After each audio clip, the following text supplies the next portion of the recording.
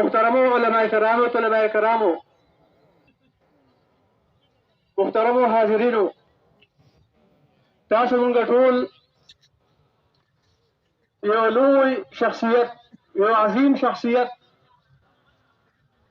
you عظیم مجاهد you عظیم شیخ الحدیث you عظیم پیر دای په شهادت کې او جنازه کې راجمع یو محترمو د شیخ صاحب صفات هغه بیانېدلی نشي ډېر جامع الصفات شخصیتو د حضرت مفتي صاحب او د هغې خاندان سره ډېر بې حده محبت و د هغې به ټول نصایح موږ ته بیانول او ټولې خبرې بیانولې موږ ته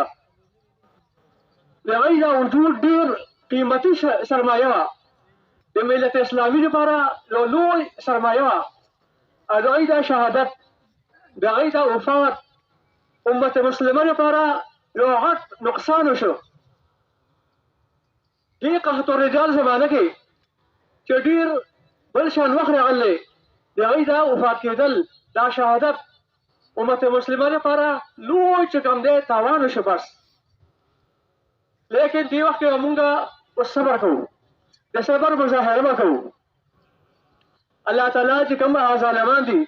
خامخا به چې کوم دی د هغې رسوا کوي به بدله به ته اخلي لیکن موږ د صبر مظاهره کوو محترمو د شیخ صاحب دومره صفات دي چې هغه ډېر زیات دي د مفتي صاحب خبر څخه وه چې هغه طرف ته به راغی خامخا به راته ډېر محبت او ډېره مینه وه مراقبه یې کوله او ډېر دعاګانې یې وکولې لیکن چونکې الله تعالی چې کوم د هغې لپاره دا وخت لیکلی و دا د شهادت وخت یې لیکلی و نو ډېر ژر چې کوم دی زموږ نه هغه جدا شو الله تعالی دې وله دا لوی ځای